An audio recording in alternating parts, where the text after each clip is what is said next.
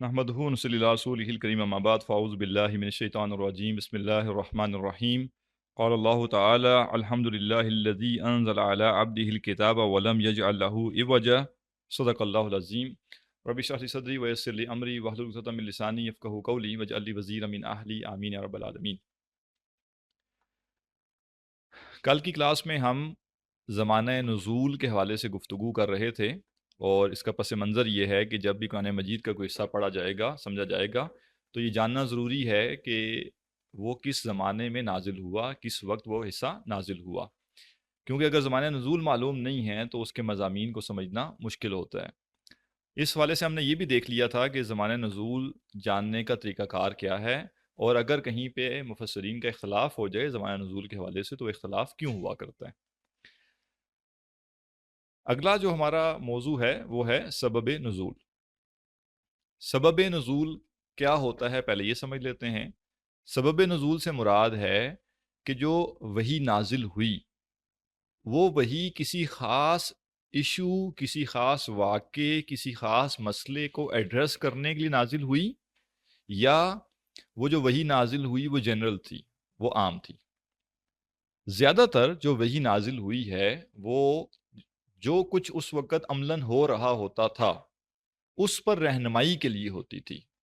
یعنی 23 سال کا جو عرصہ نبوت ہے، نبی اکرم صلی اللہ علیہ وسلم نے 23 سال جو نبوی زندگی گزاری ہے، اس زندگی میں مکہ یا مدینہ جہاں بھی آپ موجود ہیں، جو کچھ ہو رہا ہے، جو حالات و واقعات ہیں، قرآن مجید ان حالات و واقعات کے بارے میں رہنمائی دے رہا ہوتا تھا، اور وہ رہنمائی ہی اصل میں قرآن کا حصہ بن گئی۔ لہٰذا یہ چیز ہم سب کو معلوم ہونی چاہیے کہ قرآن مجید اس طرح کی کتاب نہیں ہے کہ ہم قرآن مجید کھولیں گے تو قرآن مجید ہمیں بتائے گا کہ ایمان کیا ہوتا ہے، یہ اس کی ڈیفینیشن ہے، یہ اس کی لفظی لغوی ڈیفینیشن ہے، یہ اس کی اصطلاحی ہے، پھر وہ اس کی مثالیں بیان کرے گا، پھر وہ اس کی اقسام بیان کرے گا۔ ایسا نہیں، یعنی قرآن مجید موضوعاتی ترتیب سے نہیں ہے، بلکہ قرآن مجید 23 سال کے عرصے میں جو کچھ نبوی دور میں ہو رہا تھا، جو کچھ مکہ اور مدینہ اس کے اطراف میں ہو رہا تھا، اس کے بارے میں اللہ سبحانہ وتعالیٰ مسلمانوں کو گائیڈ لائن پرووائڈ کر رہا تھا، اور وہ جو گائیڈ لائن تھی وہی قرآن ہے۔ اور یہی قرآن کا معجزہ ہے کہ وہ گائیڈ لائن جو 23 سال کے عرصے میں ایک قوم کو دی گئی، ایک امت کو دی گئی جو اس وقت موجود تھی، وہ ایسی گائیڈ لائن ہے جو بیک وقت اس 23 سال کے لیے بھی گائیڈ لائن تھی، اور وہی گائیڈ لائن قیامت تک آنے والے تمام انسانوں کے لیے بھی گائیڈ لائن ہے۔ یہ حیران کن بات ہے، یہ ایک معجزہ ہے قرآن مجید کا کہ کیسے ممکن ہے کہ وہ آیات جو مکی دور کے 5ویں سال میں پیش آنے والے ایک واقعے کے لیے نازل ہوئی تھی، وہی آیات 2025 میں بھی رہنمائی ہیں، اور وہ آیات جو کہ مکہ میں نازل ہوئی تھی وہ آیات آج پاکستان کے لیے بھی رہنمائی ہے، یہاں کے رہنے والوں کے لیے بھی رہنمائی ہے، وہ عرب کی دنیا والوں کے لیے بھی رہنمائی ہے، وہ ایشیا کے باقی ممالک کے لیے بھی رہنمائی ہے، وہ یورپ کے لیے بھی رہنمائی ہے۔ تو یہ کیسے ممکن ہے؟ کیونکہ یہ اللہ سبحانہ تعالیٰ کا کلام ہے، اور وہ اتنا جامع کلام ہے کہ وہ بیک وقت ایک خاص عرصے کے لیے بھی رہنمائی تھا، اور وہی قرآن مجید قیامت تک آنے والے دنیا کے تمام انسانوں، تمام اقوام، تمام علاقوں کے لیے بھی رہنمائی ہے۔ تو سبب نزول کیا ہے؟ سبب نزول وہ خاص واقعہ، مسئلہ، ایشو جس پر وہی نازل ہوئی، اس کو ایڈریس کرنے کے لیے، تو اس واقعے یا اس مسئلے کو ہم کہتے ہیں یہ اس کا سبب نزول ہے۔ اب آپ یہ جان لیجئے کہ قرآن مجید کی تمام صورتیں یا تمام اہم مقامات جو ہیں ان سب کے پیچھے سبب نزول الگ الگ نہیں ہے۔ نہ ہونے کا مطلب کیا ہے؟ بعض جگہوں میں تو ہمیں سبب نزول بیان کر کے بتا دیا گیا کہ یہ آیات اس واقعے کی طرف رہنمائی کرتی ہیں، یا یہ جو آیات نازل ہوئی تھی یہ تب نازل ہوئی تھی جب فلاں معاملہ پیش آیا تھا۔ لیکن قرآن مجید کا ایک بڑا حصہ وہ بھی ہے جس کے بارے میں کوئی سبب نزول کا ذکر ہمیں کتب تفسیر میں نہیں ملتا۔ تو یہ ضروری نہیں ہے کہ آپ قرآن مجید کی ہر آیت کے لیے یہ جانیں کہ اس کے بیک گراؤنڈ پہ واقعہ کیا تھا۔ قرآن مجید کی کچھ تعلیمات جو ہیں وہ جنرل ہیں، عام تعلیمات ہیں، اور کچھ تعلیمات جو ہیں وہ اسپیسیفک واقعات کے لیے نازل ہوئی تھی، لیکن وہ بھی اسپیسیفک ہیں نہیں، وہ بھی تمام انسانوں کے لیے قیامت تک کے لیے ہے۔ اب یعنی ایسا نہیں ہوگا کہ ہر آیت یا ہر صورت کے لیے ہم یہ پڑھیں گے کہ اس کے پیچھے کیا واقعہ تھا، لیکن کچھ صورتیں اور کچھ مقامات قرآن مجید کے ایسے ہیں جن کے پیچھے واقعات بھی ہیں۔ مثلا سورہ آل عمران کے سیکنڈ پارٹ میں ہم دیکھتے ہیں کہ غزوہ بدر کے حوالے سے 6 رکوع ہیں۔ غالباً جو سورہ آل عمران کا 13واں رکوع ہے، 13ویں رکوع سے لے کے 18ویں رکوع تک 6 رکوع جو ہیں اس میں غزوہ بدر کے حالات کا ذکر ہے۔ اب یہ کیا ہے، اب ہمیں پتہ چل گیا کہ جب غزوہ بدر ہوا تھا تو اس وقت یہ آیات نازل ہوئی تھی جو کہ غزوہ بدر کے اوپر کمنٹری ہے، اس پر رہنمائی ہے، اور وہ رہنمائی قیامت تک کے لیے بھی ہے۔ اسی طرح جو سورہ فتح ہے یہ صلح حدیبیہ کے موقع پر نازل ہوئی، اور صلح حدیبیہ سے متعلق جو معاملات تھے وہ اس میں بیان کیے گئے۔ تو بعض مقامات پوری صورتیں یا قرآن مجید کی طویل صورتوں کے کچھ حصے ایسے ہیں جو کسی اسپیسیفک واقعے کے بارے میں بھی نازل ہوئے ہیں، لیکن یہ ہر چیز کے لیے تلاش کرنا ٹھیک نہیں ہے۔ تو کچھ مفسرین اس طرف گئے کہ انہوں نے تکلف کر کے ضعیف حدیث ہو، من گھڑت روایت ہو، کہیں سے بھی انہوں نے کوئی واقعہ نکال کے اور ہر آیت یا ہر صورت کے پیچھے انہوں نے واقعات جوڑنا شروع کر دیے۔ یہ روش مناسب روش نہیں ہے۔ جہاں ہمیں صحیح احادیث سے، اتھینٹک احادیث سے کسی صورت یا کچھ آیات کے پس منظر میں واقعہ مل جائے گا ہم اسے لے لیں گے، اور اگر نہیں ملے گا تو ہم اس کے لیے اس کی کھوج میں نہیں پڑیں گے کہ ہم نے ہر حال میں کوئی بیک گراؤنڈ کا واقعہ لینا ہی لینا ہے۔ تو اس کو کہتے ہیں سبب نزول۔ اب سورہ کہف کے حوالے سے ہم یہ جاننا ہے کہ سورہ کہف جو نازل ہوئی اس کا سبب نزول کیا ہے، یعنی کیا ہوا ایسا کہ اس اسپیسیفک ایشو کے اوپر یہ سورت نازل کی گئی۔ اب اس کو سمجھنے کے لیے تھوڑا سا آپ کو بیک گراؤنڈ سمجھنا پڑے گا کہ مشرکین مکہ اللہ کے نبی صلی اللہ علیہ وسلم کے اوپر مختلف اعتراضات کرتے رہتے تھے، اور یہ کوشش کرتے تھے کہ کسی طریقے سے عوام کو یہ باور کروا سکیں کہ اللہ کے نبی صلی اللہ علیہ وسلم کا جو دعویٰ ہے نبوت کا، وہ دعویٰ درست نہیں ہے، نعوذ باللہ۔ لہٰذا وہ مختلف ہیلے بہانے کر کے مختلف سوالات کرتے تھے، مختلف ڈیمانڈز کرتے تھے کہ اگر آپ نبی ہیں تو یہ کر کے دکھائیں، اگر آپ رسول ہیں تو یہ کر کے دکھائیں۔ اور اسی تلاش میں ان کے ہاتھ میں ایک چیز آ گئی، اور ان کو لگا کہ یہ تو اب ہم بڑے آرام سے ان کو ایکسپوز کر دیں گے، جیسے نعوذ باللہ، کہ یہ جو باتیں کرتے ہیں یہ ان کے پاس کوئی وحی نہیں آتی۔ اور وہ ان کے ہاتھ کیا سرا لگا کہ انہیں اہل کتاب سے، یعنی خاص طور پہ عیسائی جو تھے، ان سے انہیں اصحاب کہف کے واقعے کا پتہ چلا، اور انہوں نے آ کر اللہ کے نبی صلی اللہ علیہ وسلم سے یہ کہا کہ اگر آپ نبی ہیں تو ہمیں یہ بتائیے کہ اصحاب کہف کون تھے، ان کی حقیقت کیا تھی، اور اگر آپ نبی ہیں تو آپ ہمیں یہ بتائیے کہ جو ذوالقرنین ہیں یہ کون تھے، ہمیں ان کی حقیقت بتائیے، ذوالقرنین کون تھے۔ تو گویا یہ جو سبب نزول ہے یہ مشرکین کے ان 3 سوالوں کی بنیاد پر تھا جو انہوں نے اللہ کے نبی صلی اللہ علیہ وسلم سے نبوت کی صداقت کے لیے پوچھے تھے۔ اور تیسرا سوال تھا کہ خضر کون ہے۔ ہم اپنی عرف عام میں جس شخصیت کو خضر کہتے ہیں، اصل لفظ حدیث میں جو آیا ہے وہ خضر ہے۔ یہ نوٹ بس کر لیں، صرف مسئلہ نہیں ہے، خضر بھی بول دیں تو اتنا ایشو نہیں ہے کیونکہ معروف ہو چکا ہے، لیکن جو ورڈ ہے وہ خضر ہے، ٹھیک ہے، خضر، تو خضر نہیں ہے۔ تو حضرت خضر جو ہیں، یا جو عرف عام میں جنہیں حضرت خضر کہتے ہیں، تو 3 سوال تھے، اصحاب کہف کون ہے، حضرت خضر کون ہے، اور ذوالقرنین کون ہے۔ اور یہ تینوں واقعات جو تھے یہ ماضی کے واقعات تھے، اور یہ تینوں واقعات ایسے تھے جو اہل کتاب ہیں ان کی کتب میں، ان کی تعلیمات میں یا ان کی روایت میں ان کا ذکر ملتا تھا۔ اور یہ تھوڑے کمپلیکس سوال تھے، آسان سوال نہیں تھے۔ ظاہر ہے ماضی کی بات پوچھی جا رہی ہے نا، تاریخ کی بات پوچھی جا رہی ہے، اور اللہ کے نبی صلی اللہ علیہ وسلم تقریباً ساری عمر اپنی جو تھی وہ مکہ میں رہے تھے، عرب کے اندر رہے تھے، آپ تو باہر نکلے نہیں تھے، لہٰذا آپ ان چیزوں کا علم کہاں سے حاصل کرتے ہیں۔ اور ایون مکہ میں بھی عیسائی نہ ہونے کے برابر تھے۔ حضرت ورقہ بن نوفل تھے جو کہ کنورٹڈ عیسائی تھے، اصل میں وہ کوئی پیدائشی عیسائی نہیں تھے کیونکہ وہ مکہ کے رہنے والے تھے، وہ تو سفر پہ گئے اور انہیں عیسائیت پسند آئی تو انہوں نے عیسائیت قبول کر لی۔ یہی حال مدینہ کا بھی تھا کہ گنتی کے لوگ تھے جو کہ عیسائی تھے، تو آپ کا تو ویسے بھی عیسائیوں کے ساتھ کوئی زیادہ جو ہے وہ رابطہ نہیں رہا۔ تو اب یہ سوال انہوں نے پوچھے کہ اب ہمیں حقیقت بتائیں۔ ان سوالوں کے جواب میں اللہ تعالیٰ نے سورہ کہف نازل کی۔ تو یہ ہے سبب نزول سورہ کہف کے نزول کا، کہ مشرکین نے اہل کتاب سے رہنمائی لے کر، ان سے معلومات لے کر 3 سوال کیے جو کہ نبوت کی صداقت جانچنے کے لیے تھے، اور ان 3 سوالوں کا جو جواب ہے وہ مبنی ہے یہ صورت اس کے اوپر۔ لیکن قرآن مجید کیا کرتا ہے؟ قرآن مجید کا اصول یہ ہے کہ وہ سوال کرنے والے کی صرف ڈیمانڈ پوری نہیں کرتا، وہ یہ نہیں دیکھتا کہ سوال کیا کیا گیا ہے اور بس اس سوال کا جواب دینا ہے۔ قرآن مجید یہ کرتا ہے کہ جو سوال کیا جاتا ہے، اگر اس سوال کے جواب میں انسانیت کی ہدایت مضمر ہے تو قرآن اس سوال کو ایڈریس کرے گا، اور اگر لوگ لگے ہوئے ہیں سوال کر رہے ہیں تو ضروری نہیں ہے کہ قرآن مشرکین مکہ کے ہر سوال کو ایڈریس کرے۔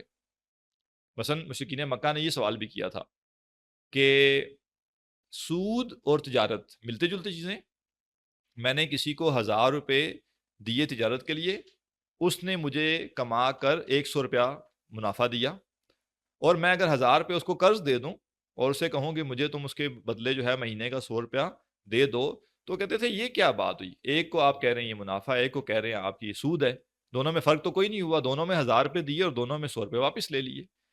قرآن مجید نے کیا کیا؟ قرآن مجید نے اس کا جواب یہ نہیں دیا کہ دیکھو سود میں اور تجارت میں یہ فرق ہے، کوئی ایسا جواب نہیں دیا گیا۔ قرآن مجید نے واضح طور پہ کہہ دیا احل اللہ البیع وحرم الربا، اللہ نے تجارت کو حلال قرار دیا اور سود کو حرام قرار دیا، ختم بات۔ ماننا ہے مانو، نہیں ماننا نہ مانو۔ تو یہ نہیں کہا کہ دیکھو یہ لاجک ہے، یہ ریزن تھی اور یہ فرق ہے دونوں کے اندر۔ کیوں؟ کیونکہ جس چیز کو تسلیم کرنے کے لیے اللہ نے کہہ دیا بس یہ تسلیم کرو، اب انسان کہتا ہے کہ نہیں مجھے لاجک سمجھ آئے گی تو میں مانوں گا، تو دین اس کا ذمہ دار نہیں ہے کہ انسان کو اس کی وہ لاجک اس حکم کی لازمی سمجھائے۔ تو کچھ جگہوں پہ سوال کا جواب نہیں دیا جاتا، لیکن کچھ جگہوں پہ قرآن مجید نے مشرکین کے سوالوں کا جواب دیا۔ تو اب کیا ہوا؟ جواب کی بنیاد یہ نہیں ہے کہ کسی نے سوال کر لیا تو جواب دے دو، جواب کی بنیاد یہ ہے کہ جو سوال پوچھے گئے ہیں ان کے جوابات میں کل انسانیت کی ہدایت بھی موجود ہے، لہٰذا وہ سوال ایڈریس کیے جائیں گے۔ اور نمبر 2 بات، ایڈریس کیسے کیے جائیں گے؟ خالی سوال کا جواب نہیں دیا جائے گا، بلکہ جواب اس انداز سے دیا جائے گا کہ جواب بھی مل جائے اور سوال پوچھنے والوں کی غلط فہمیاں یا ان کی جو ذہنوں کی کجی ہے وہ بھی دور کی جائے۔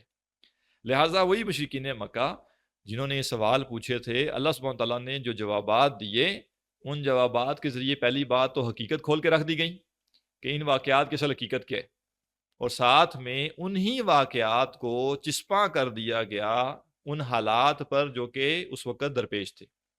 یہ ہم الگ سے ایک ایک کر کے دیکھیں گے کہ وہ واقعات کیسے چسپاں کیے گئے۔ تو یہ قرآن مجید کی خاصیت ہے کہ قرآن مجید جب کسی سوال کا جواب دیتا ہے تو اس جواب کو صرف جواب تک محدود نہیں رکھتا، بلکہ اس واقعے کے لیے رہنمائی بنا دیتا ہے، اس وقت جو حالات موجود تھے ان کے لیے ہدایت کا باعث بنا دیتا ہے، اور وہی جواب قیامت تک تمام انسانوں کے لیے بھی ہدایت و رہنمائی کا باعث ہے۔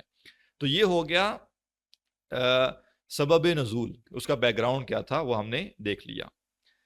اب آ جاتے ہیں تیسرے موضوع پر، اور وہ ہے حکمت نزول، کہ جو قرآن مجید نے کچھ آیات نازل کی، قرآن مجید میں کچھ آیات نازل ہوئی، ان آیات میں حکمت کیا تھی اس وقت کے اعتبار سے۔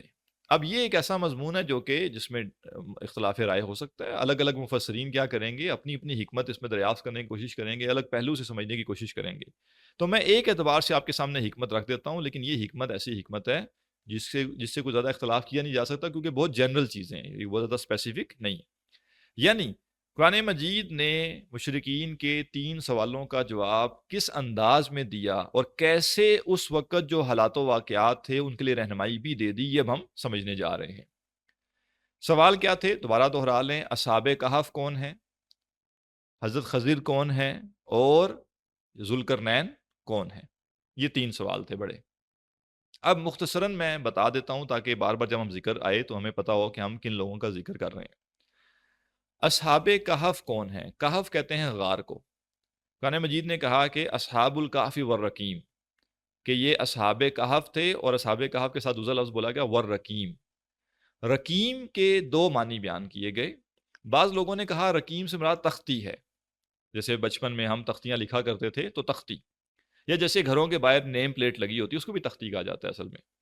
تو ایک رائے یہ ہے کہ اصحاب الکہف والرقیم، آیت ابھی انشاءاللہ ہم آگے پڑھیں گے، تو یہ جو رقیم ہے اس سے مراد تختی ہے۔ اور تختی کا مطلب کیا ہے؟ تختی کا مطلب یہ ہے کہ جو لوگ غار میں گئے تھے، تو جب وہ غار میں گئے تو ان کی غار کو بند کر دیا گیا تھا، اور غار کے باہر ایک تختی کے اوپر ان کے نام لکھ کے لگا دیے گئے تھے، تو لہٰذا ان کو اصحاب الکہف والرقیم کہا جاتا ہے۔ یہ ایک رائے ہے۔ دوسری رائے کیا ہے کہ اصل میں رقیم تختی کے لیے نہیں ہے، رقیم ایک جگہ کا نام ہے جو کہ شام کا جو علاقہ ہے، اس طرف کسی علاقے میں ایک پہاڑی سلسلہ ہے، اس پہاڑی سلسلے والے پورے علاقے کو پرانے زمانے میں راکیم کہا جاتا تھا، اور اب جدید کہا جاتا ہے کہ اس کو غالباً بترا یا اس طرح سے کوئی نام اس کا جو عربوں نے رکھا ہوا تھا وہ یہ نام تھا، اور جو انگلش نام ہے اس کا شاید وہ پیٹرا ہے۔ تو وہ شہر جو پیٹرا یا عربوں کے نزدیک بترا، یا جو یہودیوں کا لٹریچر ہے اس میں اس شہر کا نام جو ہے وہ راکیم ہے۔ قرآن مجید نے رقیم کہا ہے، ان کے ہاں راکیم ہے، بیچ میں ایک الف بھی ہے، 3 نام اس کے ہو گئے۔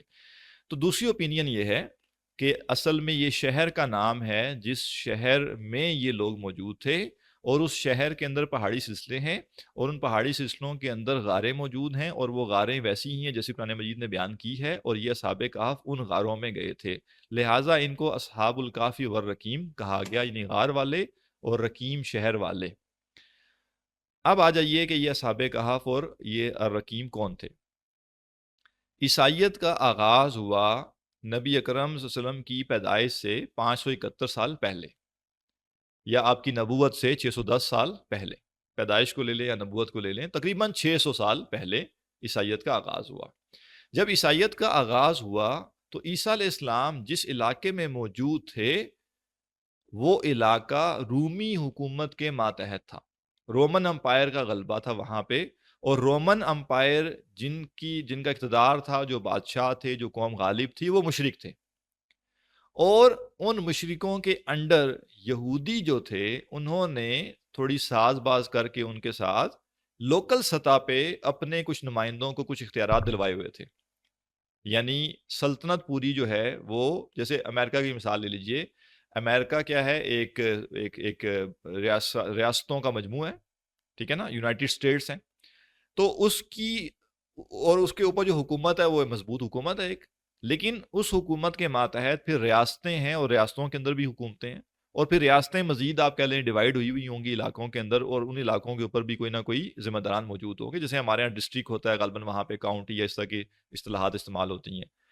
اسی طرح جو رومن امپائر تھی، رومن امپائر پہ تو مشرک غالب ہے، لیکن اس رومن امپائر کے انڈر جو علاقے آتے ہیں وہاں پہ کچھ علاقوں میں جہاں یہودی آباد ہیں، تو ان یہودیوں نے ذرا ان کی خوشامدیں کر کے، ساز باز کر کے، کچھ تھوڑا بہت قرب پیدا کر کے اپنے لیے کچھ سپیس لی ہوئی تھی۔ اب جب عیسائیت کا آغاز ہوا، یعنی عیسیٰ علیہ السلام کو اللہ نے رسول بنا کر بھیجا، اور آپ اپنی پیدائش سے ہی رسول تھے، اور آپ نے اپنی والدہ کی گود میں ہی کلام کرنا شروع کر دیا تھا، تو عیسائی جو عیسائیت کا جیسی آغاز ہوا تو جو یہودی تھے، ان کے جو بڑے بڑے علماء تھے، ان کو یہ پریشانی لاحق ہو گئی کہ اگر یہ عیسیٰ علیہ السلام کی بات عام ہو گئی تو ہم نے جو اتنا کاروبار چمکایا ہوا ہے دین کے نام پہ، اور ہم نے جو لوگوں کو دین کے نام پہ بیوقوف بنایا ہوا ہے، یہ کیسے چلائیں گے ہم؟ کیونکہ ظاہر ہے تورات تو ان کے ہاں تبدیل ہو چکی ہوئی تھی، اور جو ان کے ہاں علماء تھے وہ کیا کرتے تھے، جو دل میں آتا تھا وہ دین بنا کے پیش کر دیتے تھے، اور اس سے وہ بڑے فائدے حاصل کرتے تھے۔ اب عیسیٰ علیہ السلام جب آئے ہیں تو عیسیٰ علیہ السلام تو اللہ کا پیغام پہنچا رہے ہیں، اور عیسیٰ علیہ السلام خالی اللہ کا پیغام نہیں پہنچا رہے بلکہ وہ جو یہودی علماء ہیں ان پہ تنقید بھی کر رہے ہیں۔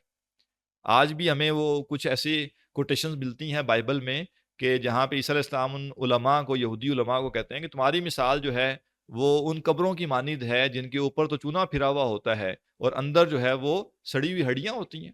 جیسے آج بھی آپ قبرستان جائیں تو بڑے زبردست قسم کے ماربل لگے ہوئے ہیں، اور کیا ہی اس کے اوپر شعر لکھے ہوئے ہیں، اور کچھ لوگ تو باقاعدہ کہ ہر دوسرے دن دھو کے بھی جاتے ہیں ان کو، اور پودے بھی لگائے ہوئے ہیں۔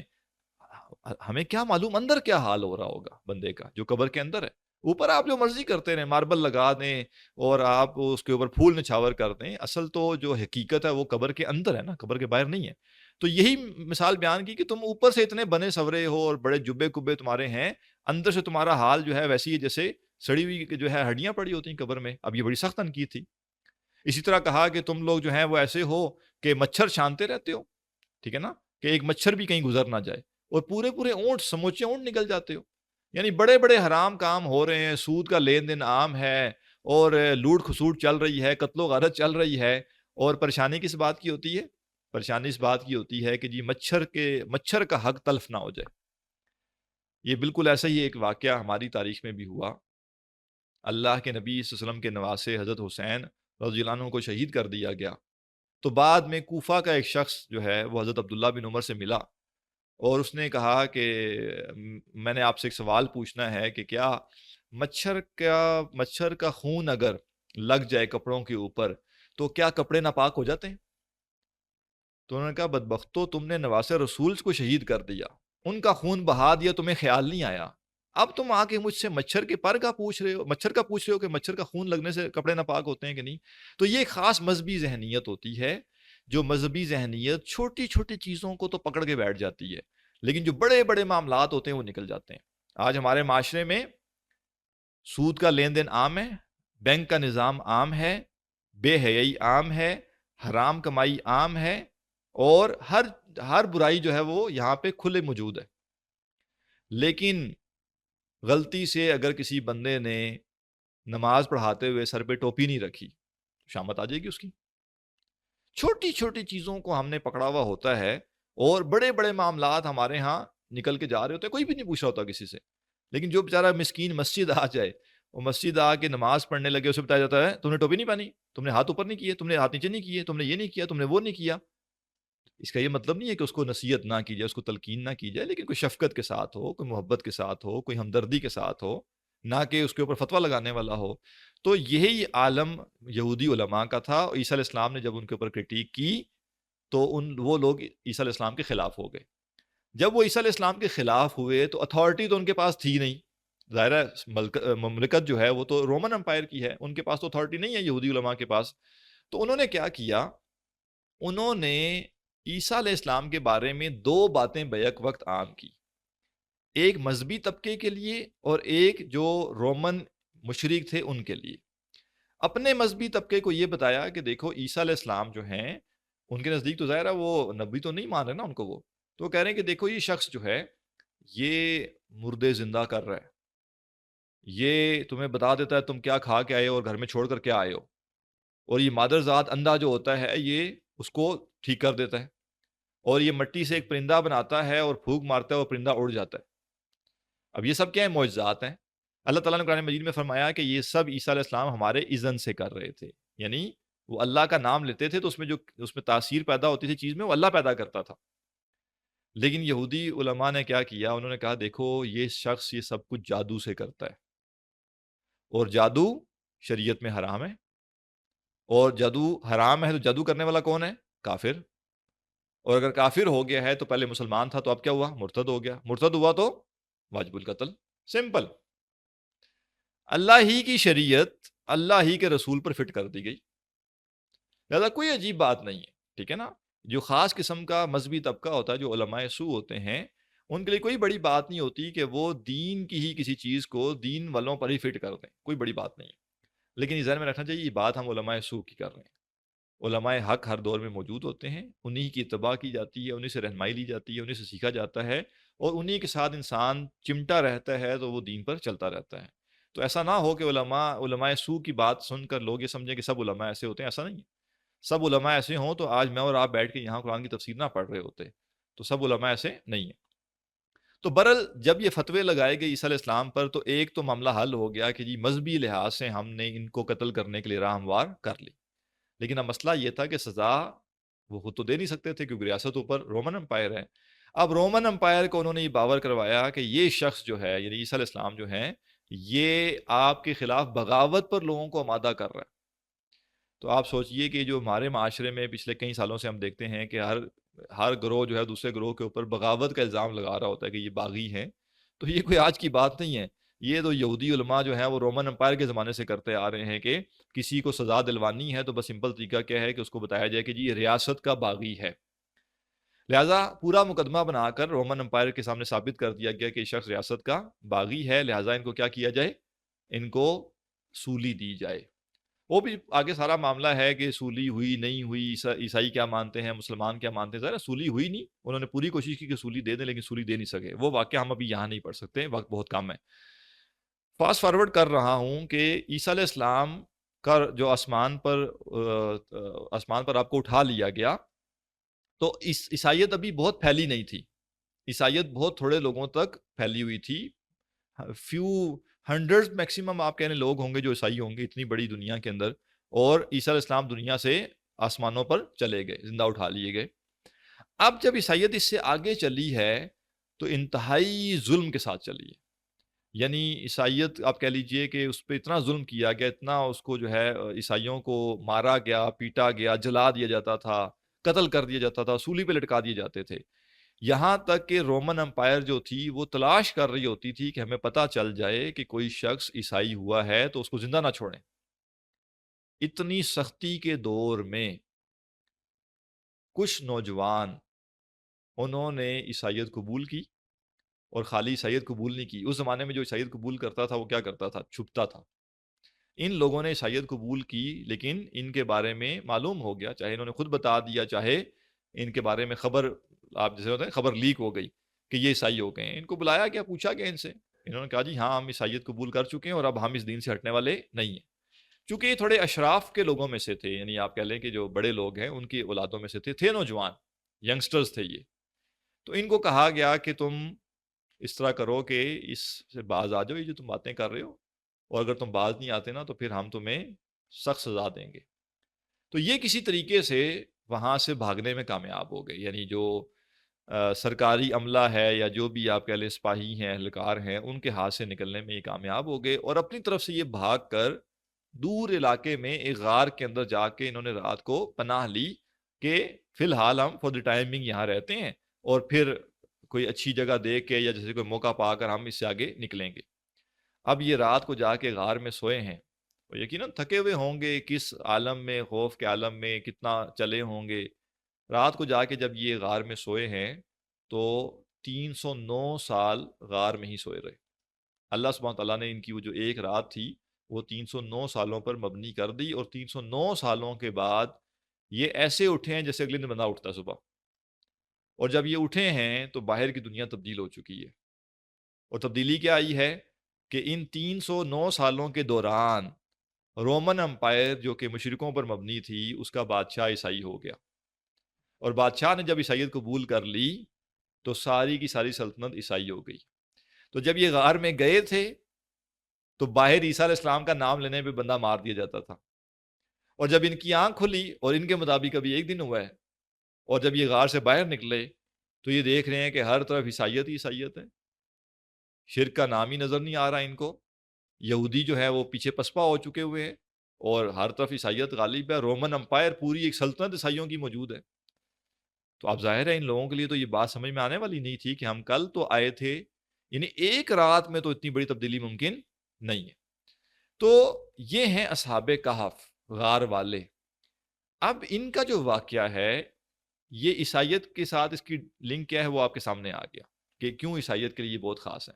تو عیسائیت میں کیا ہوا، جب یہ ان کے بارے میں پتہ چلا کہ یہ نکلے ہیں اور یہ 309 سال وہاں پہ سوئے رہے ہیں، تو جو بادشاہ تھا باقاعدہ وہ آیا، اس نے آ کے وہ ان سے بڑی عقیدت سے ملا، اور جو عیسائی تاریخ ہے ابھی ہم اس کی بات کر رہے ہیں، ٹھیک ہے، کہ عیسائی تاریخ میں جو کچھ کہا گیا ہے اس کے مطابق یہ ہے کہ بڑا ان کا اکرام کیا گیا، بڑا ان کو اعزاز دیا گیا، اور ان کو جو ہے وہ 7 سلیپرز کے نام سے عیسائی ٹریڈیشن کے اندر جانا جاتا ہے۔ 7 سلیپرز ہمارے ہاں اسلامی روایت میں ان کی تعداد کے بارے میں قرآن مجید کہتا ہے کہ اللہ کے سوا کوئی نہیں جانتا کہ ان کی ایگزیکٹ تعداد کیا تھی، اور ہمیں اس بحث میں پڑھنے سے منع کیا گیا، لہٰذا یہ سوال ٹھیک نہیں ہے کہ کوئی شخص کہے کہ اصحاب کہف کتنے تھے۔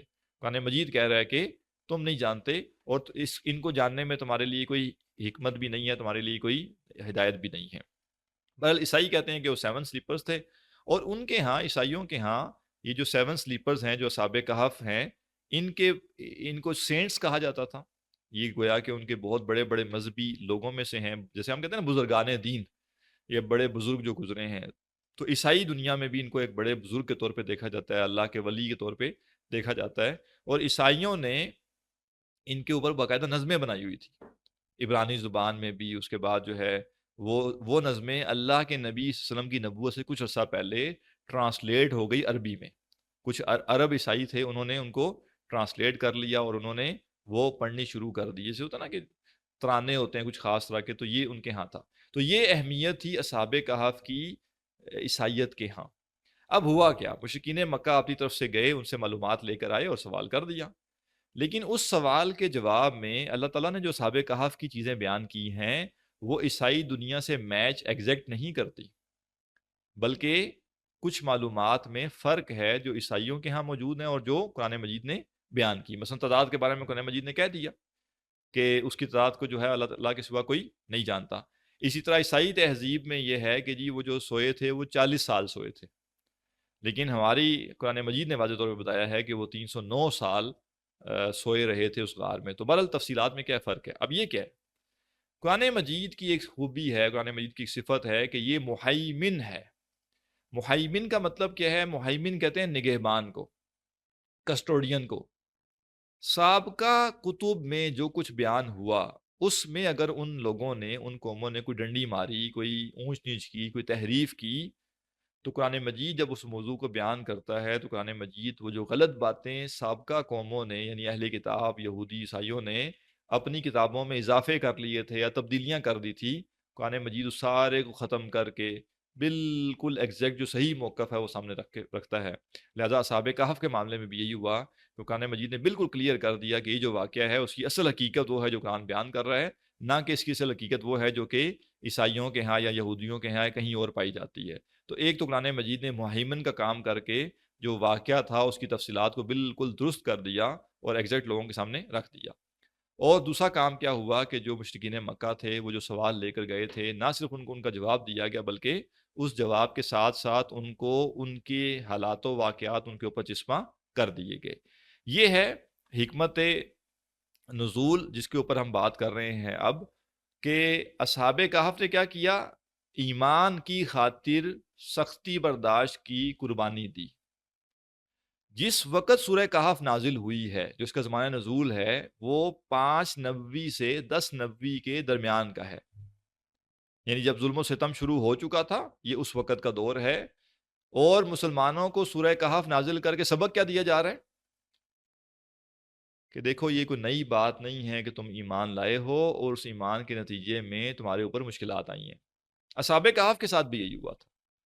وہ ایمان لائے، دیکھو اتنی سختی ہوئی کہ ان کو اپنی زندگی بچانے کے لیے غار میں جانا پڑا، اور غار میں جا کے انہوں نے پناہ لی، اور ان کے زمانے میں جو بدبخت لوگ تھے وہ ان کو مار دینے پر تلے ہوئے تھے. یہی حالات اس وقت 590 کے زمانے میں مکہ میں موجود ہیں. تو اصحاب کہف کے ساتھ کس کی مماثلت ہو گئی؟ مسلمانوں کی. اور جو اصحاب کہف کے دشمن تھے ان کے ساتھ مماثلت کس کی ہو گئی؟ مشرکین مکہ کی. تو قرآن مجید نے کہا دیکھو یہ مسلمان وہ ہیں جو کہ اصحاب کہف کی جگہ پہ کھڑے ہیں، یہ اپنے ایمان کی خاطر قربانیاں دے رہے ہیں. حضرت بلال کے ساتھ کیا کیا جاتا تھا؟ رسی باندھ کے لڑکوں کے حوالے کر دیا جاتا تھا کہ گھسیٹو ان کو. اور مکہ کی گرمی آپ کو اندازہ ہے اس کا، جو شخص وہاں گیا ہے مکہ میں اس کو بہت اچھی طریقے سے اندازہ ہے کہ انتہائی سخت گرمی ہے، اور سر پہ کچھ رکھے بغیر آپ باہر نکلیں تو آپ کو 1 منٹ میں پتہ چل جاتا ہے کہ یہاں پہ یہ مذاق نہیں چل سکتا کہ ہم سر پہ کوئی کپڑا رکھے بغیر، کوئی چیز رکھے بغیر باہر نکلیں گے. ایسا نہیں ہو سکتا. جون جولائی تو بالکل آپ کہہ دیجئے کہ جون جولائی میں تو کوئی گنجائش نہیں. اور آج کل جو حج کا سیزن ہے تو پچھلے 3-4 سالوں سے یہ گرمی کے سیزن میں حج آ رہا ہے، وہی جون جولائی کا مہینہ. تو شدید تیز گرمی ہوتی ہے وہاں پہ. تو حضرت بلال کو گھسیٹا جا رہا ہے پتھروں کے اوپر، اور ان کو لٹا کے ان کے اوپر ایک بڑی چٹان رکھی جا رہی ہے ان کے سینے کے اوپر، ان کو کہا جا رہا ہے کہ اپنے دین سے پھر جاؤ. تو قرآن مجید نے اصحاب کہف کے واقعے کو چسپاں کر دیا کہ اصحاب کہف جو نوبل ہیں، جو اعلیٰ ہیں، جو قابل شرف ہیں، جن کو مشرکین مکہ بھی قدر کی نگاہ سے دیکھ رہے ہیں، جن کو عیسائی بھی قدر کی نگاہ سے دیکھ رہے ہیں، اصل میں اصحاب کہف والا سٹیٹس اس وقت مسلمانوں کا ہے. اور اصحاب کہف کے جو دشمن تھے وہ دشمنوں والا سٹیٹس اس وقت مشرکین مکہ اور ان کے سرداروں کا ہے، جو محض ایمان لانے کی وجہ سے ان لوگوں کو ایذا دے رہے ہیں، تکلیف دے رہے ہیں. اور مسلمانوں کو نصیحت کیا کی گئی؟ ایمان کی خاطر بالکل ہل جل نہیں ہوگی، ڈٹے رہو گے اپنی جگہ پہ اور استقامت اختیار کرو گے. آئیں گی مشکلات، تنگیاں آئیں گی، یہ دشمن چاہیں گے کہ تمہیں تمہارے دین سے پھیر دیں، لیکن جیسے اصحاب کہف قائم رہے تھے ویسے ہی تم نے اپنے دین پر قائم رہنا ہے، اور کسی دباؤ کو تم نے نہیں دیکھنا، کسی مشکل کے آگے تم نے ہتھیار نہیں ڈالنے. اور زیادہ سے زیادہ تمہارے لیے گنجائش کیا ہے کہ جیسے اصحاب کہف اس مشکل سے نکلنے کے لیے اپنے علاقے سے نکل کے غار میں چلے گئے اور پناہ لے لی، ویسے ہی تمہارے لیے اللہ تعالیٰ یہ گنجائش پیدا کرے گا کہ تم مکہ سے نکل کر ہجرت حبشہ کر کے حبشہ چلے جاؤ گے.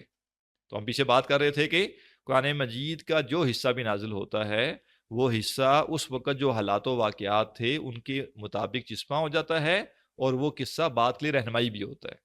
لہٰذا سوال پوچھنے والوں کو کیا پتا تھا کہ جو سوال ہم پوچھ رہے ہیں اسی کے جواب میں مسلمانوں کو بھی پوری رہنمائی دے دی جائے گی۔ تو مسلمانوں کو یہ بتا دیا گیا تھا کہ رستہ کیا ہے، دین سے تو پیچھے نہیں ہٹ سکتے، دین سے پسپائی اختیار کرنے کا تو سوال ہی پیدا نہیں ہوتا۔ ہاں تمہارے لیے یہ سہولت ہو سکتی ہے کہ تم، اگر تمہارا انہوں نے جینا دوبر کر دیا ہے، بالکل تمہارے لیے یہاں رہنا ممکن نہیں ہے، تو تم کیا کرو، یہاں سے ہجرت کرو اور حبشہ چلے جاؤ۔ لہٰذا ہجرت حبشہ پہلی ہوئی ہے 5 نبوی میں، دوسری ہوئی ہے 6 نبوی میں، اور مسلمانوں نے تنگ آ کر مشرکین مکہ سے ہجرت کر دی حبشہ۔ اور یہ تنگی کوئی چھوٹی موٹی تنگی نہیں تھی، یہ بہت بڑی تنگی تھی۔ اتنی تنگی تھی کہ حضرت ابوبکر جیسے آدمی بھی ایک وقت انہوں نے بھی ارادہ کر لیا کہ وہ بھی مکہ چھوڑ کے چلے جائیں گے، اور وہ سامان اپنا باندھ کے جب جانے لگے مکہ سے، تو مکہ کے مشرکین میں سے ایک شخص تھا، لیکن وہ اسلام کا اتنا بڑا دشمن نہیں تھا، اسلام قبول تو نہیں کر رہا تھا لیکن اسلام کا مخالف بھی نہیں تھا۔ اس نے جب دیکھا کہ حضرت ابوبکر اپنا سامان باندھ کے جا رہے ہیں، تو اس نے پوچھا ابوبکر کہاں جا رہے ہو؟ انہوں نے کہا کہ یہاں کے لوگ اب مجھے یہاں پہ برداشت نہیں کر رہے۔ تو وہ شخص بڑا سمجھدار تھا، اس نے کہا کہ تم جیسے لوگ اگر مکہ سے چلے جائیں گے تو پھر مکہ کی کیا ویلیو رہ جائے گی؟ یعنی جو اس کے کام کے لوگ ہیں، جو اچھے لوگ ہیں، اس کے معزز لوگ ہیں، اگر وہ مکہ چھوڑ جائیں گے تو پھر مکہ یعنی صرف ایک علاقے کا نام رہ جائے گا۔ لہٰذا اس نے کہا کہ نہیں، میں تمہیں نہیں جانے دوں گا، اور کہا کہ تم اب میری پناہ میں ہو، اب تمہیں کوئی چھیڑے گا تو میں اس کو دیکھوں گا کہ وہ کیسے چھیڑتا ہے۔ تو آپ سوچئے کہ کتنی سختی تھی کہ حضرت ابوبکر جیسے سب سے افضل صحابی بھی جو ہیں وہ سوچ رہے ہیں کہ میں مکہ جو ہے وہاں سے چلا جاؤں، کیونکہ یہ مشرکین نے میرا رہنا مشکل کر دیا ہے۔ تو ان حالات میں اللہ تعالیٰ نے اصحاب کہف کے واقعے کے ذریعے مسلمانوں کو صبر دیا، اور ان کو صبر کی تلقین کی، اور ان کو رستہ بھی دے دیا کہ دین پر تو ڈٹے رہنا ہے، البتہ عارضی طور پہ تم یہ کر سکتے ہو کہ اس مشکل سے نکل کے حبشہ چلے جاؤ۔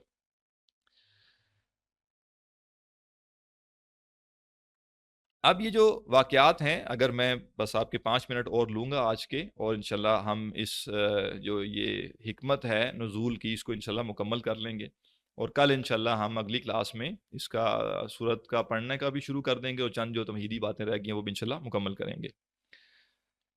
تو اب جو اصحاب کہف کے واقعات کو یا پوری سورت کو چسپاں کیا گیا، وہ میں مختصراً آپ کے سامنے اس کو بیان کر دیتا ہوں کہ ایک تو قرآن مجید نے یہ بتایا کہ جو اصحاب کہف تھے وہ اسی توحید پر تھے جس کی دعوت اللہ کے نبی صلی اللہ علیہ وسلم تم مشرکین مکہ کو دے رہے ہیں۔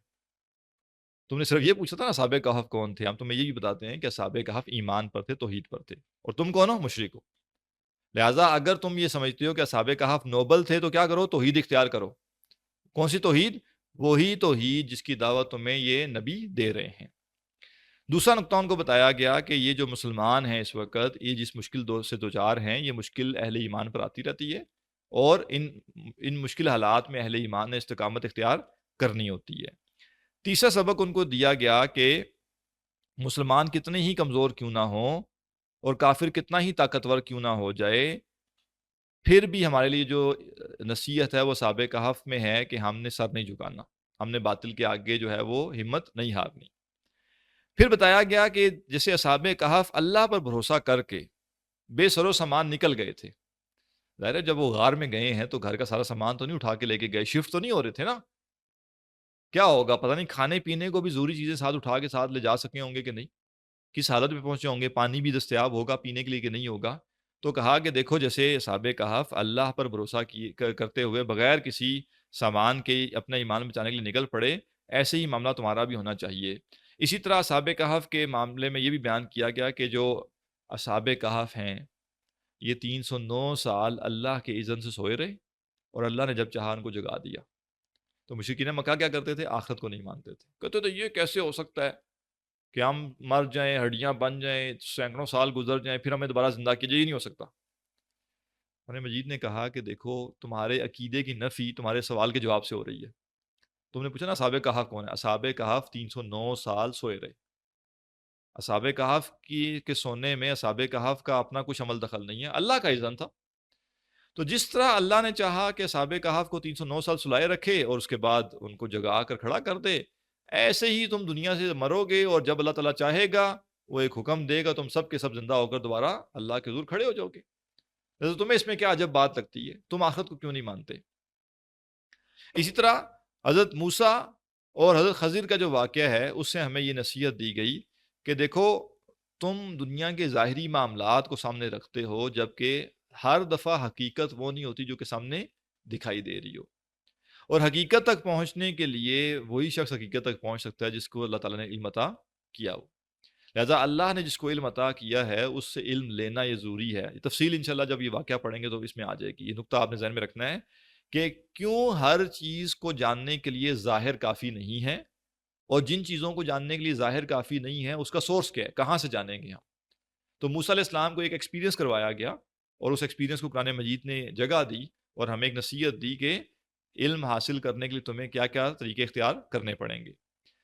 ذوالقرنین کا جو واقعہ ہے اس سے مشرکین مکہ پر یہ بات جسمہ کر دی گئی کہ ذوالقرنین کو ہم نے بہت بڑی بادشاہت دی تھی، تفصیل انشاءاللہ اپنی جگہ پہ آئے گی، اور اتنی بڑی بادشاہت ہوتے ہوئے بھی وہ ذوالقرنین اللہ کا فرما بردار تھا، اللہ کا مطیع تھا، اللہ کے سامنے جھکا ہوا تھا، جبکہ مملکتوں کی سلطنت اس کے پاس تھی، اور تم مکہ کے سردار 100 150 200 300 400 بندوں کے قبیلے کے سردار بن کے تم فرعون بن بیٹھے ہو، اور تمہیں لگتا ہے بڑی پاور ہے تمہارے پاس، بہت بڑے طاقتور ہو تم، اور تم اللہ کے سب سے افضل رسول کے سامنے جو ہے وہ کھڑے ہوئے ہو مخالفت میں۔ تو اگر تمہارے اندر عقل ہے، اگر تمہیں سمجھ بوجھ ہے، تو اپنی اس طاقت کو پہلی بات تو بڑا نہ جانو، اس سے بڑی بڑی طاقتیں اللہ تعالیٰ نے لوگوں کو دی ہیں، اور دوسرا یہ طاقت کا جو نتیجہ ہونا چاہیے وہ یہ کہ تم عاجزی اختیار کرو، تم اللہ تعالیٰ کی اطاعت میں اس طاقت کو استعمال کرو، اللہ کے حکم کی تعمیل میں استعمال کرو، نہ کہ تم طاقت سے جو ہے وہ تکبر میں مبتلا ہو جاؤ اور تم اس طاقت کا استعمال اپنی نفسانی خواہشات کے لیے کرنا شروع کر دو۔ لہذا ذوالقرنین کے واقعے سے بتایا گیا کہ اصل جو طاقت ہے اللہ ہی دیتا ہے انسان کو، اور اس طاقت کو اسی کی راہ میں استعمال ہونا چاہیے، نہ کہ تکبر میں استعمال ہونا چاہیے۔ اسی طرح جو حضرت ذوالقرنین نے ایک دیوار بنائی تھی، اس دیوار کے بارے میں ایک نصیحت کی گئی، اور نصیحت کیا ہے کہ دیکھو ذوالقرنین جو ہیں انہوں نے سب سے مضبوط دیوار بنائی تھی، لیکن سب سے مضبوط دیوار بنانے کے بعد انہوں نے کیا کہا کہ انہوں نے کہا کہ اصل بھروسہ دیوار کا نہیں، اللہ کا ہے۔ جب تک اللہ چاہے گا یہ دیوار باقی رہے گی، اور جب اللہ چاہے گا تو یہ دیوار ختم ہو جائے گی۔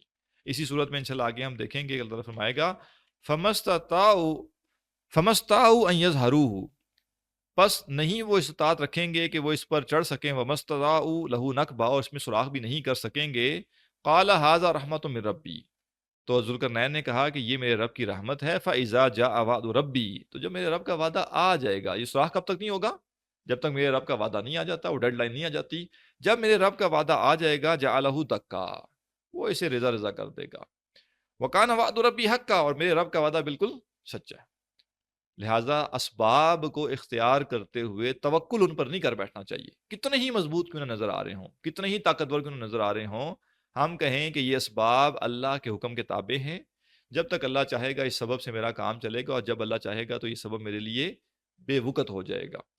تو لہٰذا یہ جتنے واقعات بیان ہوئے، انہی واقعات سے مشرکین مکہ کو بھی نصیحت کر دی گئی، عبرت دلا دی گئی، اور انہی واقعات سے مسلمانوں کو بھی رہنمائی دے دی گئی۔ اب یہ تفصیل انشاءاللہ ہم پوری صورت میں پڑھیں گے، اور ایک ایک آیت کر کے انشاءاللہ ہر ایک معاملے کو دیکھیں گے۔ تو آج یہاں کافی ہے، اتنا ہی۔ کسی سوال ہو کسی کا تو وہ کر لیں۔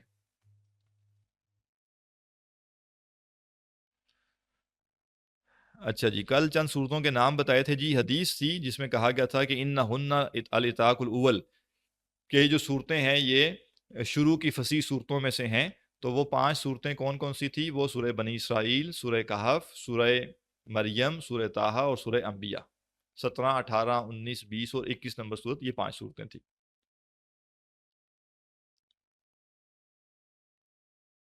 جی شمشاد صاحب،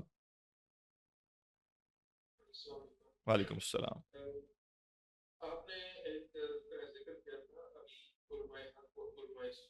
جی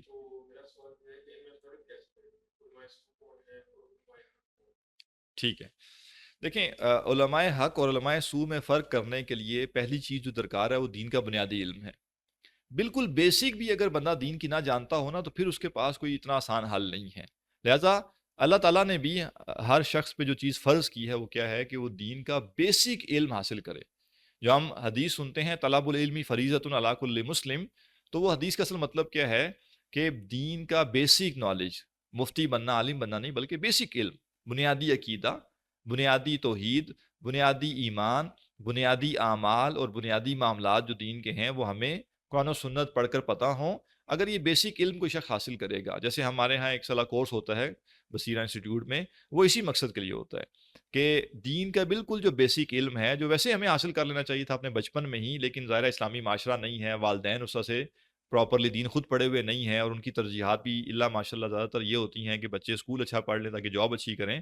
تو ہم نے اس کے لیے ایک برج پروگرام بنایا کہ ٹھیک ہے آپ لوگ اگر پراپرلی دین نہیں پڑھ سکے تو چلیں اب اپنا وقت نکالیں اور 9 to 5 اگر آپ جاب کرتے ہیں تو شام کو ہمارے پاس 3.5 4 گھنٹے آ جائیں اور ایک سال لگا کے آپ وہ بیسک دین پڑھ لیں، اور خواتین صبح کے وقت آ سکتی ہیں. تو بیسک دین جب آپ سیکھ لیں گے تو اس کے بعد آپ کافی حد تک جان پائیں گے کہ علماء حق کون ہے اور علماء سو کون ہیں. تو یہ تو ہوگی پہلی بات. دوسری بات یہ کہ بالفرض اب آپ نے بیسک دین جان لیا، اب آپ کیسے طے کریں گے کہ علماء حق کون ہے اور علماء سو کون ہے؟ علماء حق جو ہوتے ہیں وہ بندوں کو اللہ کے ساتھ جوڑتے ہیں اور وہ دنیا میں قربانی دے کر زندگی گزارتے ہیں. یہ سادی ڈیفینیشن میں کر رہا ہوں. اب ظاہر ہے اس کو ہم بہت زیادہ کوئی پکڑ کے ایک بندے کو اس کے ساتھ وہ نہیں کر سکتے، لیکن جنرل بات میں کر رہا ہوں. اور علماء سو کون ہوتے ہیں؟ علماء سو وہ ہوتے ہیں جو بندوں کو اللہ کے ساتھ جوڑنے کے بجائے اپنے ساتھ جوڑتے ہیں، اپنے گرد لوگوں کو گھماتے ہیں، اپنا طواف کرواتے ہیں لوگوں سے. اس کے طریقے بڑے ہوتے ہیں. پہلے وہ اپنے آپ کو پہنچا ہوا قرار دیں گے کہ ہم بہت عظیم لوگ ہیں، اور پھر کہیں گے کہ بھائی اب جو ہے نا تم کیا کرو، ہمارے ہی گرد تم گھومتے پھرتے رہو اور بس یہی سب کچھ ہے. اور دوسرا کیا کریں گے کہ وہ قربانی دینے کے بجائے دنیا کے حریص ہوں گے. کیونکہ دین کا کرکس کیا ہے، دین کا خلاصہ کیا ہے، دین کا جوہر کیا ہے کہ دنیا دھوکے کا سامان ہے اور آخرت سب کچھ ہے. تو چلیں عام عوام پھر بھی پیسے کے پیچھے بھاگے، وہ سمجھ آتا ہے ایک شخص عالم ہے، وہ عام بندے سے 20 30 گنا زیادہ قرآن کو سمجھتا ہے، تو اس کو یہ بات کیوں سمجھ نہیں آئی کہ اصل تو زندگی آخرت کی زندگی ہے اور دنیا دھوکے کا سامان ہے. چلیں اس کے پاس جدی پشتی آپ کہہ لیں کہ جائیداد تھی، وہ امیر تھا اور بات ہے، اس کے کاروبار چلتے تھے وہ امیر تھا اور بات ہے. لیکن جو بندہ دین کا کام کرے اور دین کے نام پہ پیسے اکٹھے کرے اور دین کے نام پہ پیسہ اکٹھا کر کے امیر سے امیر تر ہوتا چلا جائے، یہ بندہ علماء سو میں سے ہے یا نہیں ہے، لیکن ہمارے لیے اس بندے سے بچنا ضروری ہے. ہم اس طرح کے بندے کے قریب نہ جائیں. اسی طرح جب دور اقتدار جب دور زوال ہو، جب اسلام غالب نہ ہو اور معاشرہ برائی پر مبنی ہو اور جو حکمران ہو وہ دینی لحاظ سے اچھے حکمران نہ ہوں، تو وہ علماء جو حکمرانوں سے بہت قریب ہوں، عام طور پہ اہل علم کہتے ہیں کہ ان سے بچیں. جب اچھے نیک حکمران ہیں اور اچھے حکمران ہیں تب اور بات ہے، لیکن جب برے حکمران ہیں اور ان کے ساتھ دوستیاں یاریاں لگانے والے جو علماء ہوں گے، پھر ہم ان سے بھی بچیں گے. کیونکہ وہ ان کے ساتھ دوستیاں یاریاں کیوں لگا رہے ہیں؟ تاکہ ان کو مال و متاع مل سکے. اور وہ بادشاہ ہوں گے یا حکمران جو ہوں گے وہ ان کے ساتھ دوستی یاری کیوں کریں گے علماء کے ساتھ؟ تاکہ وہ دین میں اونچ نیچ کر کے ان کے لیے گنجائشیں نکال سکے، ان کو سہولتیں دے سکے. تو مل جل کے چلتا نا معاملہ. تو اس لیے موٹی موٹی علامتیں کیا ہو گئی؟ وہ لوگ جو کہ اپنے ساتھ جوڑنے کے بجائے اللہ کے ساتھ جوڑیں وہ علماء حق ہیں.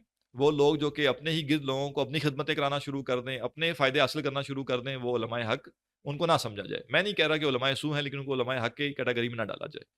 دوسری چیز یہ دیکھا جائے کہ کون لوگ ہیں جو دنیا میں غرق سے غرق ہوتے جا رہے ہیں اور دنیا سے میٹ رہے ہیں دین کے نام پہ، کاروبار کے ذریعے نہیں یا جائیداد ان کے پاس ہے اس کے ذریعے نہیں، بلکہ دین کے نام کے اوپر چندے اکٹھے ہو رہے ہیں، دین کے نام کے اوپر لوگ ان کو گاڑیاں دے رہے ہیں، دین کے نام کے اوپر ان کو محل بنا کے دیے جا رہے ہیں، دین کے نام کے اوپر پوری دنیا کے سیر سپاٹے ہو رہے ہیں. تو اگر یہ سب دینی نام پہ ہو رہا ہے تو اب یہ ٹھیک نہیں ہے. اور وہ دیکھیں گے جو علماء حق ہیں وہ بڑی سادگی سے گزارا کر رہے ہوں گے. آپ ان کو بڑی سے بڑی چیز جا کے دے کے آفر کریں گے نا، حضرت میں چاہتا ہوں کہ یہ اچھی گاڑی آپ رکھیں، وہ کہیں گے بھائی جان آپ نے اللہ کے لیے کچھ کرنا ہے تو کریں، میرے لیے نہ کریں. مجھے گاڑی کی ضرورت ہوگی دیکھا جائے گا، آپ یہ پیسے دین کے لیے خرچ کریں.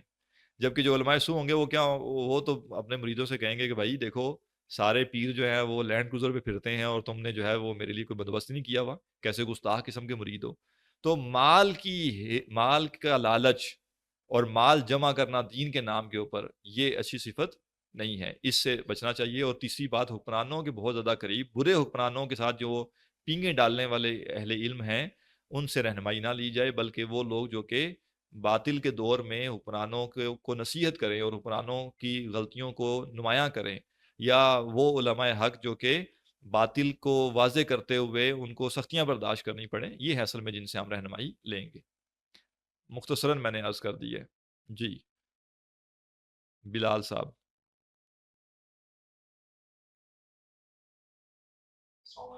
وعلیکم السلام.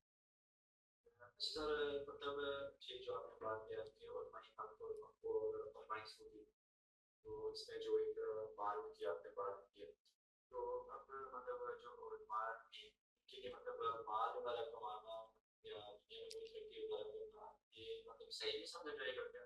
نہیں، میں نے یہ نہیں کہا. میں یہ کہہ رہا ہوں کہ ایک شخص دین کا علم دیتا ہے اور دین کے علم کے عوض پیسہ اکٹھا کر رہا ہے، اور پیسہ اکٹھا کرنے سے مراد اپنا گزارا کرنے کے لیے نہیں، امیر کبیر ہوتا چلا جا رہا ہے. یہ صحیح نہیں ہے. اگر اس کا کاروبار ہے، بسم اللہ.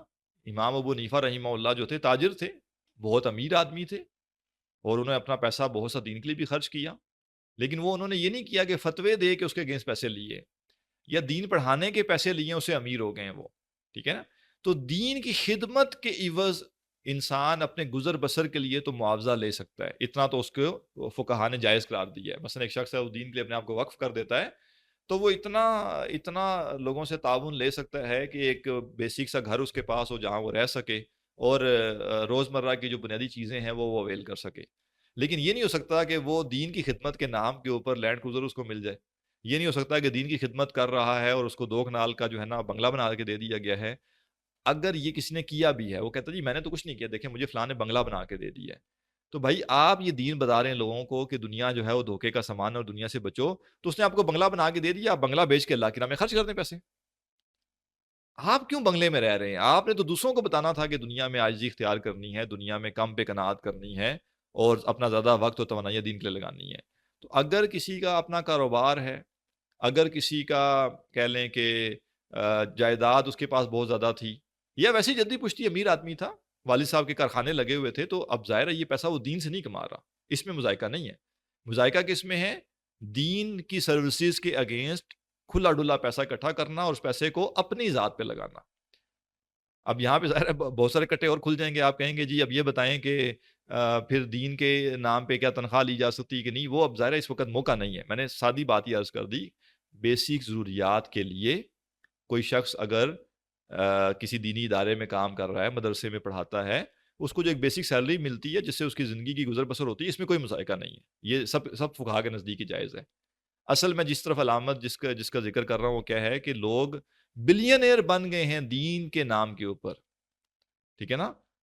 مختلف نعت خواہ ہیں، وہ ارب پتی بن گئے ہیں نعتیں پڑھ پڑھ کے. تو سوال یہ کہ بھئی آپ کا کون سا کاروبار تھا جس سے آپ ارب پتی بنے، یا آپ کی کون سی جائیدادیں تھیں؟ آپ نے لوگوں کو نعتیں سنا کر کروڑوں روپے اکٹھا کر لیا. یا ایک شخص ہے، اس کے بیان بہت اچھے تھے، وہ درس دیتا تھا، لوگ بہت سے اس کے درس سنتے تھے، درس دے کے پاس چلا جناب یہ تو اس کے پاس کچھ بھی نہیں تھا، اس نے کوئی کاروبار نہیں کیا، کوئی جائیداد نہیں تھی، آج ماشاءاللہ 2 کنال کا بنگلہ ہے اس کا. تو یہ کہاں سے آیا؟ یہ اس دینی خدمت کے عوض آیا ہے. تو یہ چیز پسندیدہ نہیں ہے. باقی ایک اور چیز بھی میں کلیریفائی کر دوں کہ اب جیسے ہو سکتا ہے کوئی شخص یہ سوال کرے کہ جی اچھا تو پھر کیا دین کے کسی معاملے کے اوپر کوئی فیس رکھنا بھی کیا یہ بھی جائز نہیں ہے؟ اور اکثر یہ ہمارے یہاں سوال ہوتے ہیں، جیسے آپ بھی اس کورس کو جوائن کیا ہوا ہے تو آپ نے بھی فی پے کی ہے. تو ایک غلط فہمی میں چاہتا ہوں کہ سب لوگ کلیئر کر لیں کہ کسی دینی کام کے اوپر، یعنی کوئی کورس ہے، کوئی ورک شاپ ہے، کوئی ایونٹ ہے دینی، جب اس کے اوپر کوئی چارجز رکھے جاتے ہیں، کوئی فیس رکھی جاتی ہے، تو لوگوں کا ذہن ہمارے ہاں یہ کام کرتا ہے کہ اچھا دین تو فری ہوتا ہے، تو یہ پیسے کس چیز کے رکھ لیے انہوں نے، یا دیکھیں جی اب کمائیاں شروع ہو گئی ہیں، اب دیکھیں جی یہ تو جو ہے پیسے بٹورنے شروع ہو گئے ہیں. تو یہ ذہن میں رکھیے، دین کا کام ہو یا دنیا کا کام ہو، صرف فرق دین اور دنیا کے کام میں یہ آ سکتا ہے کہ دین کے کام میں جو بندہ بیٹھا ہوا درس دے رہا ہے، پڑھا رہا ہے، میکسیمم یہ ہوگا کہ وہ کہے گا کہ جی مجھے کچھ نہیں چاہیے. لیکن جو باقی سارے اخراجات ہیں وہ تو ہوں گے نا. اس وقت یہ کورس اگر ہو رہا ہے اور آپ سے فیس لی جا رہی ہے، تو آپ کسی کے ذہن میں اگر یہ کہ فیس کس چیز کی لی جا رہی ہے، تو فیس اس چیز کی نہیں لی جا رہی کہ مجھے فیس چاہیے یا مجھے اس میں سے 1 روپیہ بھی چاہیے. الحمدللہ میں کبھی دینی کسی کام کے لیے کوئی پیسے نہیں لیتا، کیونکہ اللہ کا شکر ہے میرے اپنا ایک کاروبار کا معاملہ ہے، اپنی انکم ہے، مجھے تو کبھی دین کے کام سے کسی سے پیسہ نہیں چاہیے، جو بھی کام ہے وہ فی سبیل اللہ ہے. لیکن یہ کورس کنڈکٹ کرانے کے لیے کل خرچہ یہ نہیں تھا کہ مجھے پیسے چاہیے تھے، بلکہ ظاہر ہے یہ کوئی جگہ ہے جہاں پہ بیٹھ کے ہم یہ کام کرتے ہیں، اس جگہ کا کوئی کرایہ بھی دیا جا رہا ہے. تو اب آپ کیا دین کے نام پہ کام کریں گے تو آپ سے کرایہ نہیں لیا جائے گا؟ جس کی جگہ ہے وہ تو کرایہ لے گا. اسی طرح اگر آپ نے جو ہے وہ کیمراز لینے ہیں تو کیا کیمرے والی دکان پہ جا کے ہم کہیں گے جی ہم نے دین کا کام کرنا ہے تو وہ کیمرہ فری دے دیں گے؟ نہیں، وہ پیسے لیں گے۔ اسی طرح یہ پورا کام کرنے کے لیے آپ جب انٹرنیٹ لگوائیں گے تو آپ ان کو یہ تو نہیں بتائیں گے کہ ہم دینی کام کریں گے، وہ کہیں گے ٹھیک ہے جی ہم آپ سے انٹرنیٹ کے چارجز نہیں لیتے۔ تو پھر ایک پوری ٹیم آپ کو چاہیے جو چیزیں کوآرڈینیٹ کرے گی، مینیج کرے گی۔ تو جو اخراجات ہوتے ہیں اس کا ایک چھوٹا سا پارٹ ہوتا ہے کہ جو بندہ پڑھانے والا ہے آیا وہ کوئی معاوضہ لے رہا ہے یا نہیں لے رہا، باقی سارے اخراجات اپنی جگہ پہ ہوتے ہیں۔ اب جیسے کوئی اگر ایونٹ ایک منعقد کیا گیا ہے تو جس جگہ وہ ایونٹ رکھا جائے گا اس جگہ کا کوئی کرایہ ہوگا، وہ کرایہ تو وہ لوگ لیں گے۔ وہاں پہ بجلی استعمال ہوگی، ابھی جہاں پہ ہم بیٹھے ہوئے یہاں پہ بجلی استعمال ہو رہی ہے تبھی تو یہ کلاس ہو پا رہی ہے، بجلی کا بل بھی آئے گا نا۔ تو اصل میں جو فیس لی جا رہی ہوتی ہے وہ اس لیے لی جا رہی ہوتی ہے کہ کسی انڈیویجول کو، بصیرہ انسٹیٹیوٹ میں تو الحمدللہ کوئی انڈیویجول ایسا نہیں ہے کہ جو پڑھانے کے پیسے لے یا عام لوگوں سے فیس لے کے اس کو پیسے دیں، ایسا نہیں ہوتا۔ سب لوگ الحمدللہ فی سبیل اللہ کام کرتے ہیں، لیکن جو باقی اوور ہیڈز ہوتے ہیں، جو باقی اخراجات ہوتے ہیں وہ تو ہوتے ہی ہوتے ہیں۔ تو یہ چیز کلیئر ہونی چاہیے کہ پیسے لینے کی جو ہم بات کر رہے ہیں وہ کس کی بات ہے؟ بیسک خرچوں کی بھی بات نہیں ہے، بلکہ دن دگنی رات چگنی ترقی کرنا دین بیچ کر یا دین کے کام کر کے یہ پسندیدہ نہیں ہے۔ امید ہے کہ وضاحت ہو گئی ہوگی۔ سر کچھ کوئی اور سوال ہو تو کر لیجئے۔ جی عمر صاحب۔ جی میری آواز آ رہی ہے؟ جی آ رہی ہے۔ پہلے سے کچھ تھا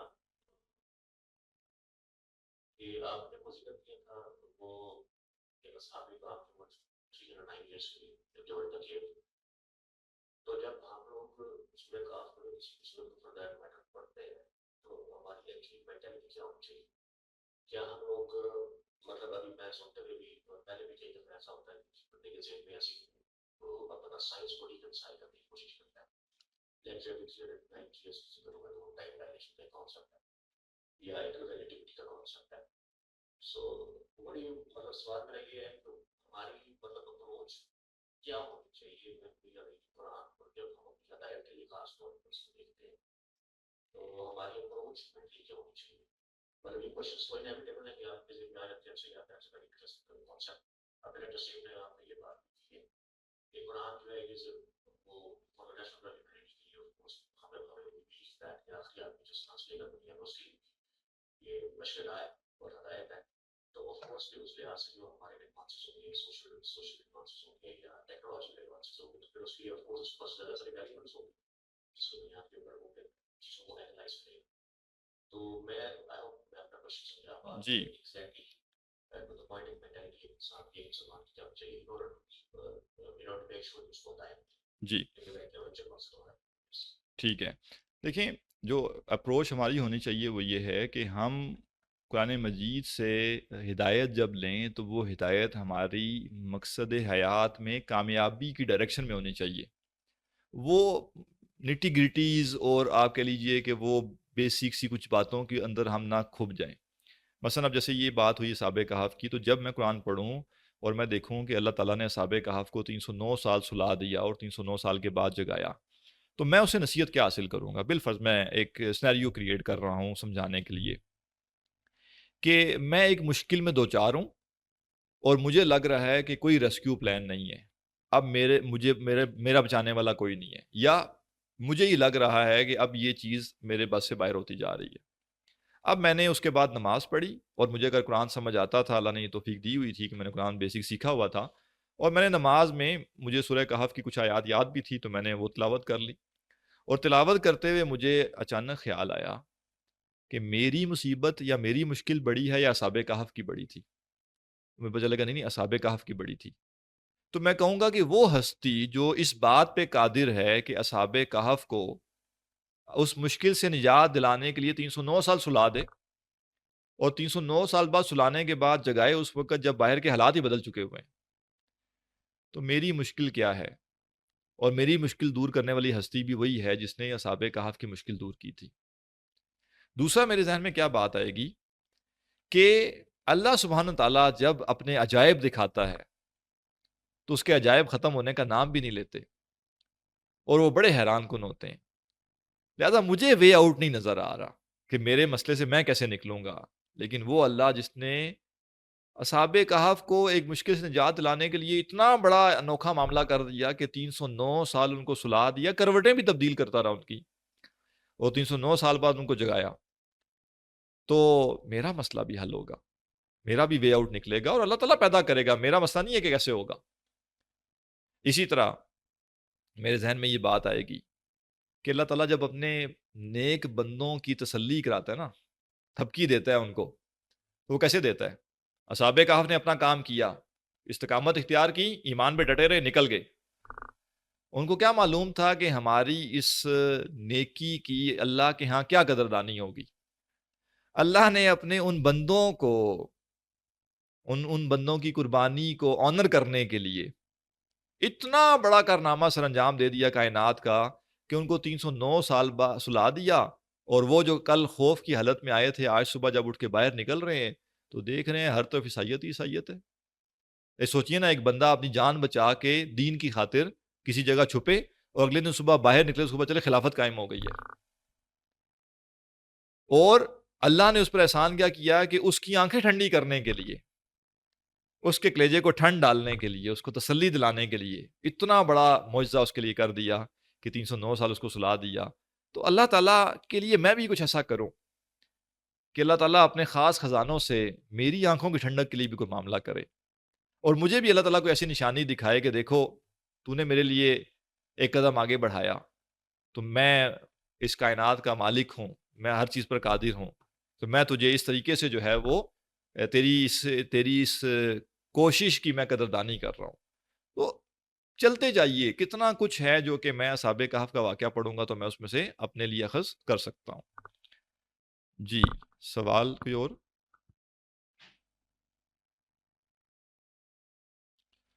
جی وعلیکم السلام.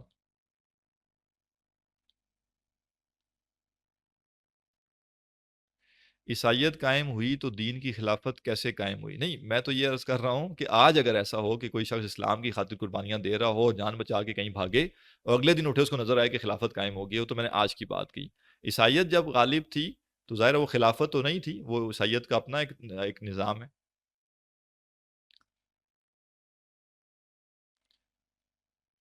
جی، کوئی اور سوال نہیں ہے تو ہم کلاس کا یہیں اختتام کرتے ہیں. سبحانک اللہم و بحمدک، نشہد ان لا الہ الا انت، نستغفرک و نتوب الیک.